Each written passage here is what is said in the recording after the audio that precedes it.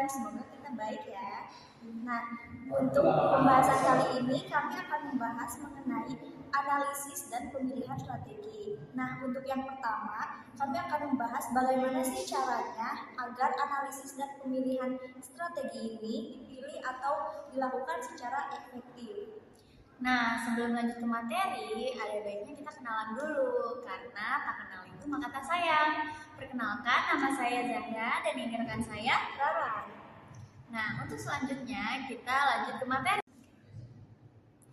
Nah, selanjutnya untuk membahas pertanyaan-pertanyaan yang Kak Rara tadi sampaikan, analisis dan pemilihan strategi agar efektif itu ada 3 cara. Yang pertama, dia digunakan sebagai langkah awal untuk menetapkan tujuan jangka panjang. Yang kedua, digunakan sebagai proses menghasilkan strategi alternatif. Nah, yang terakhir, analisis dan pemilihan strategi mencoba menentukan jenis tindakan alternatif yang terbaik untuk membantu perusahaan mencapai visi dan misi. Nah, selanjutnya kita akan bahas nih perumusan strategi komprehensif. Dan di sini ada 3 poin.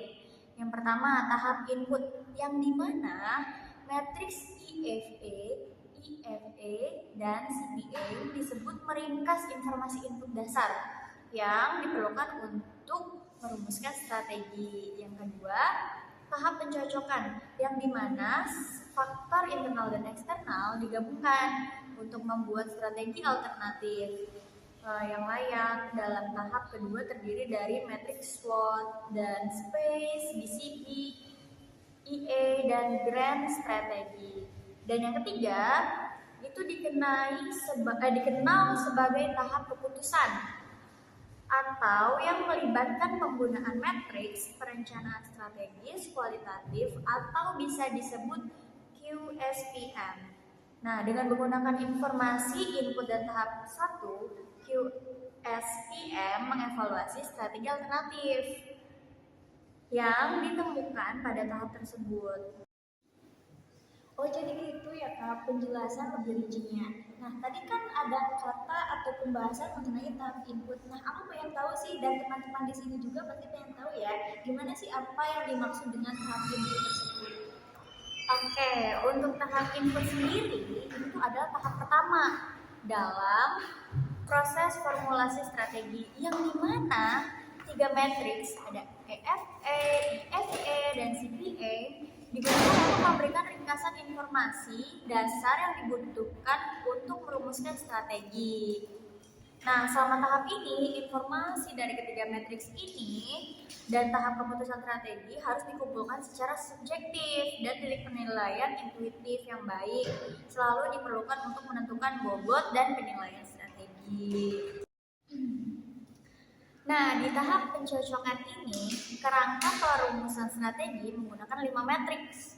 Nah, 5 matriks ini ada apa aja sih? Yang pertama itu ada SWOT, space, BCG, EA, dan strategi besar. Nah, alat-alat ini biasanya itu digunakan untuk memadukan peluang dan ancaman, yang dimana dengan kekuatan dan kelemahan mencocokkan dengan informasi yang diperoleh dari tahap input.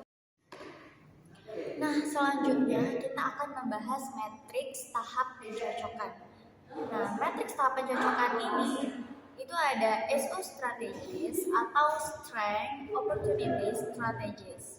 Dan yang kedua ada ST strategis atau strength twist strategis. Nah, yang ketiga itu ada matriks SWOT atau yang biasa kalian tahu singkatan dari SWOT tersebut.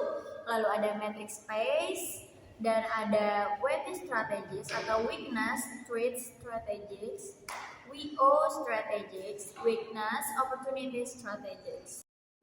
Nah, selanjutnya kita akan membahas BCG. Nah, BCG itu singkatan dari apa sih? BCG itu singkatan dari Boston Consulting Group. Nah, BCG ini merupakan alat analisis portofolio bisnis yang digunakan untuk mengelompokkan produk atau unit bisnis suatu perusahaan berdasarkan pertumbuhan pasar dan pangsa pasar relatif.